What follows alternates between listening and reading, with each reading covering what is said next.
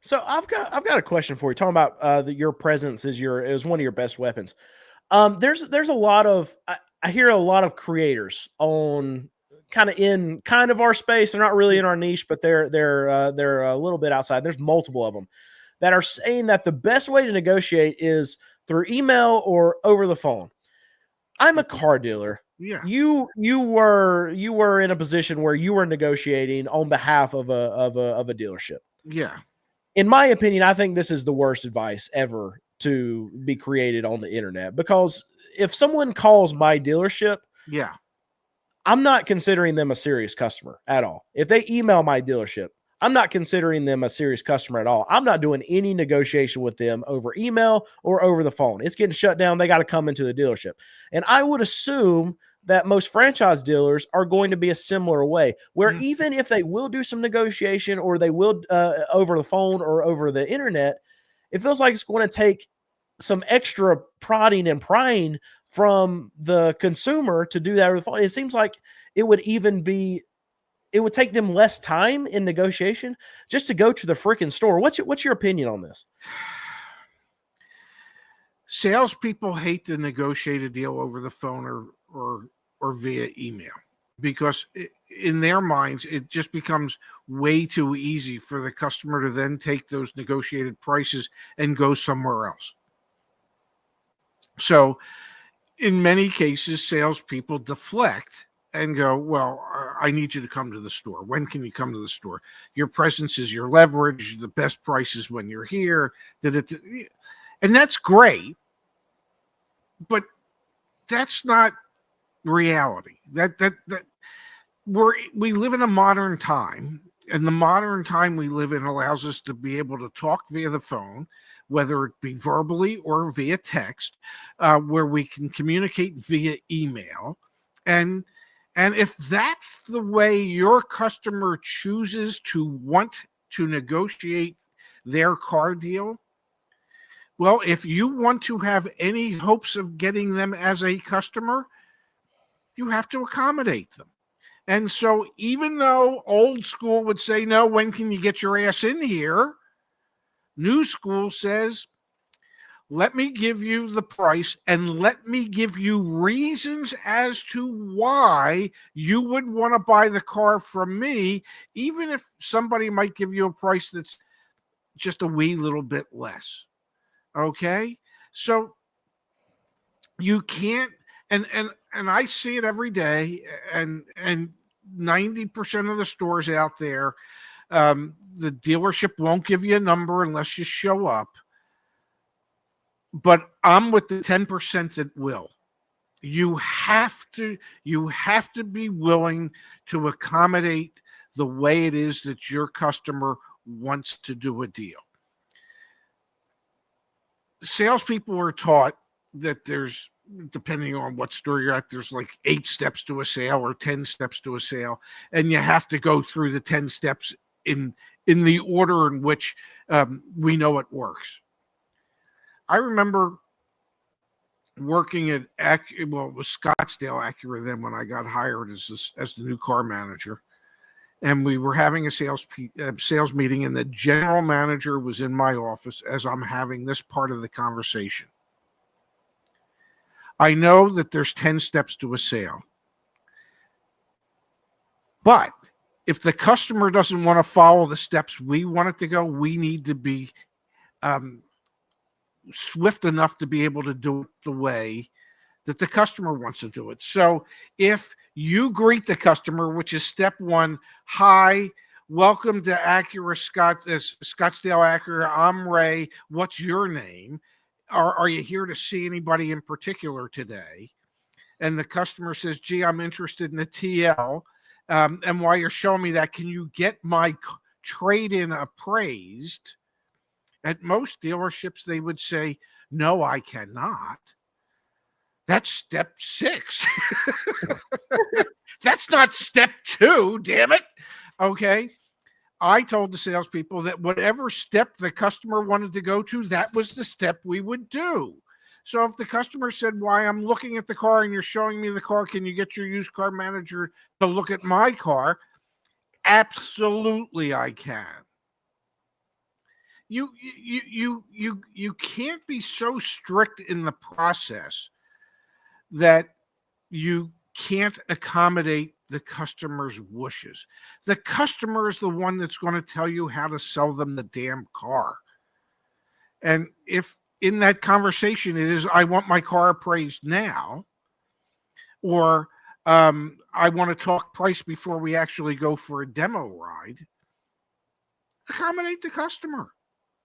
Do what the customer wants. So, yeah, I hear you that you don't want to deal with a customer over the phone and give them a price other than what your advertised price is. Well, we're different because we don't Yeah, negotiate you don't anyway. But if I negotiate. was a dealer in that position that would negotiate, I would not be willing to negotiate over the phone. Okay, well, and I worked for owners that weren't, but yet I was willing to, because it was my only shot at getting them as a customer.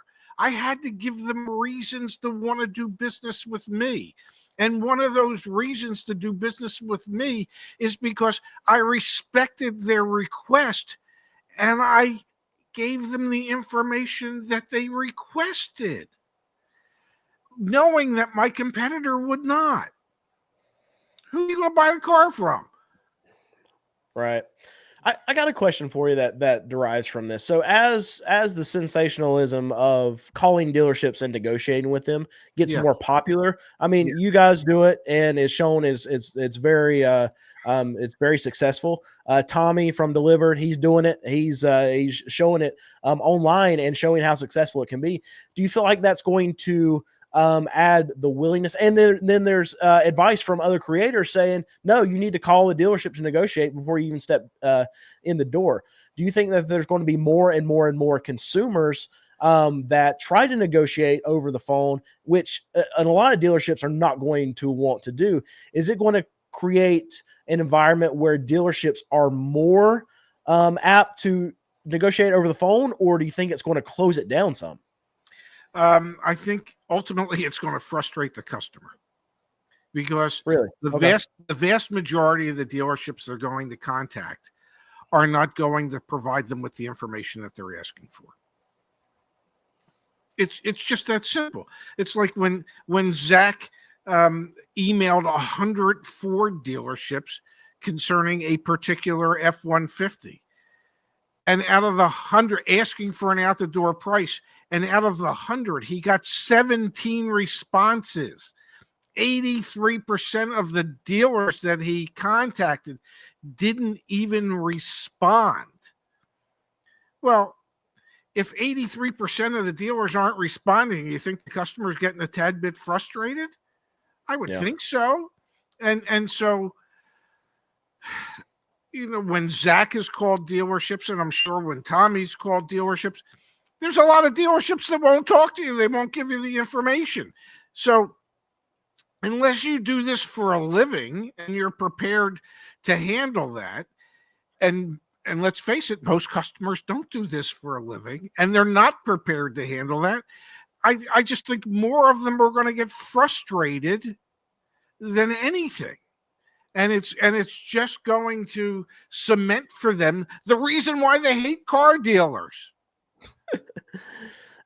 Yeah, I've got a question here too. This is directed to me. What's the problem with negotiating over the phone or email?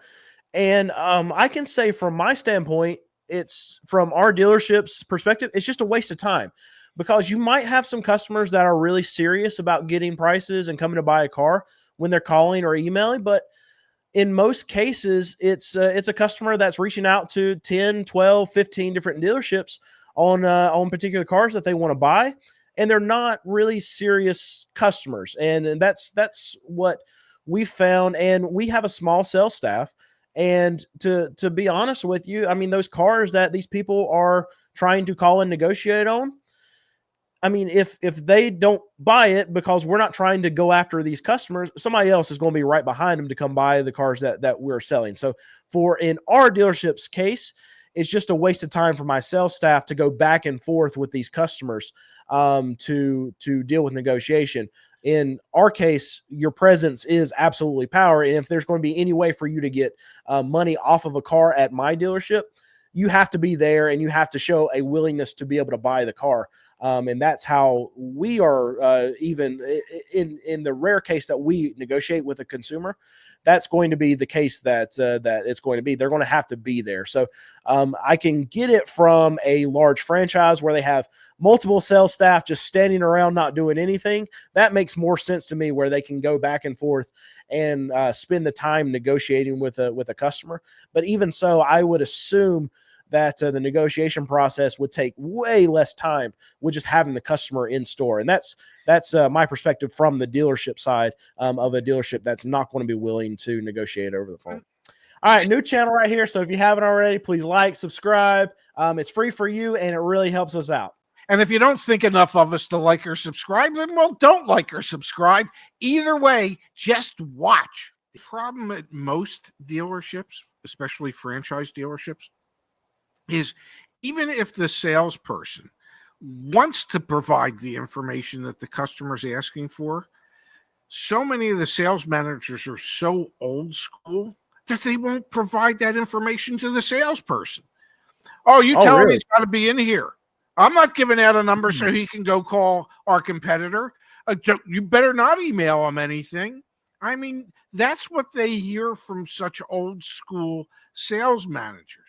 And that's why I think today sales managers have to be more willing to trust their salespeople, trust their gut, trust what it is that they share with the customer. I always thought, oftentimes I would send an email where I'd say, hey, I understand you have a lot of choices as to where you could buy a car. I appreciate that we've made your short list and that you're even thinking of us.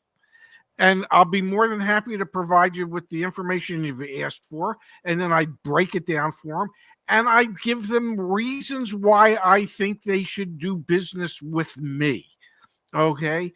And at the dealerships I worked at, we had no appointment necessary for service. It was what we called stop, drop, and go. Just stop in, drop off the car. We'll give you a service loaner so you can go.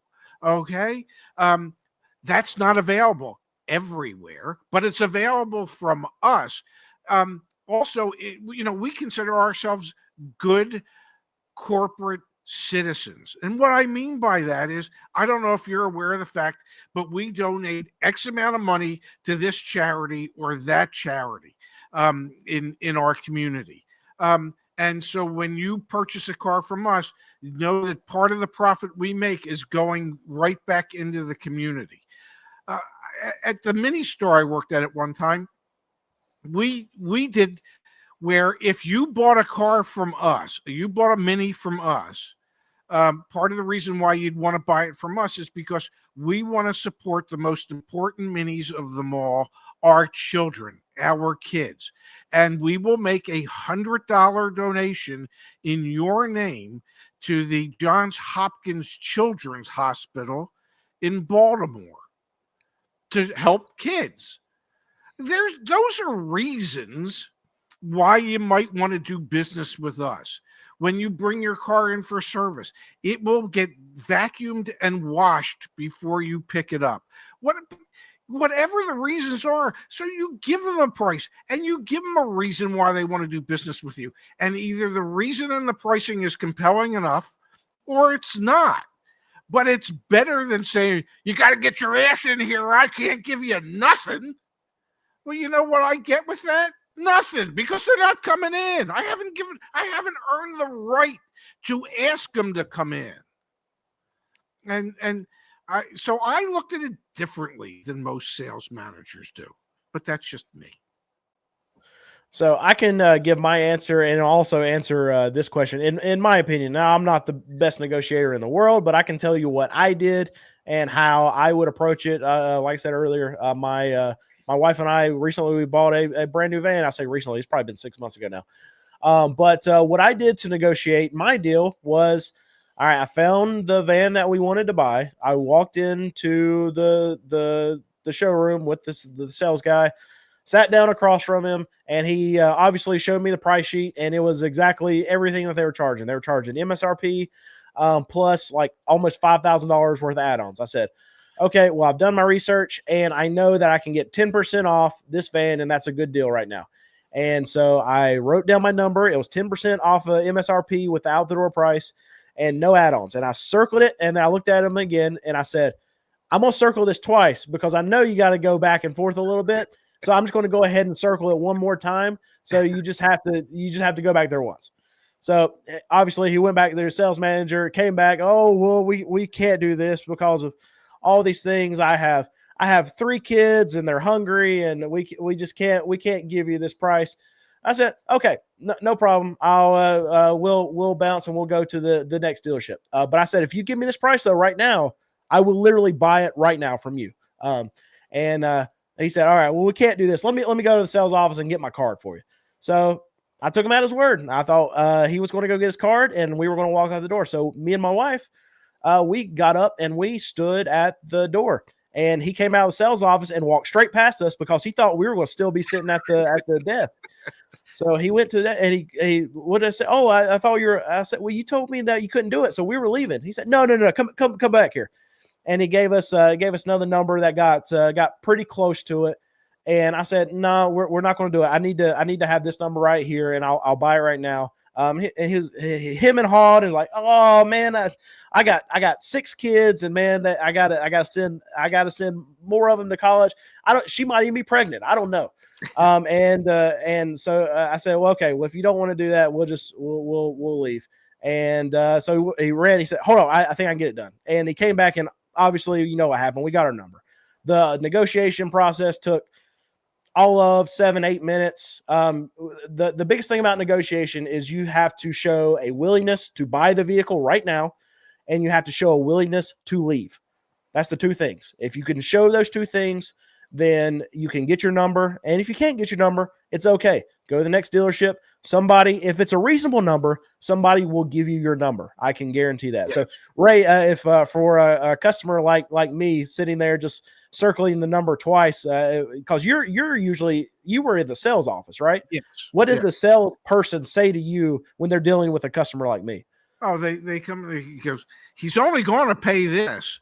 Well, that's what he's telling you. Yeah, no, I get it. But you go back at this number, and I used to tell the salespeople, go back at this number, try and get something above what he's suggesting. And then this is exactly the words I would tell the salesperson. And then after you can't get it, just fold like a cheap suit.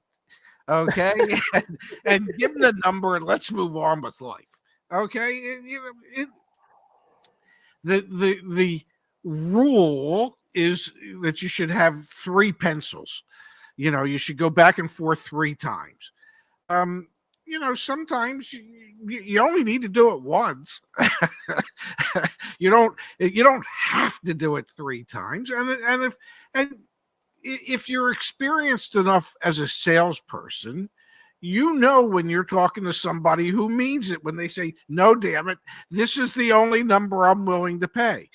But the key to making it happen is to include with that the words that I will take this vehicle home with me today.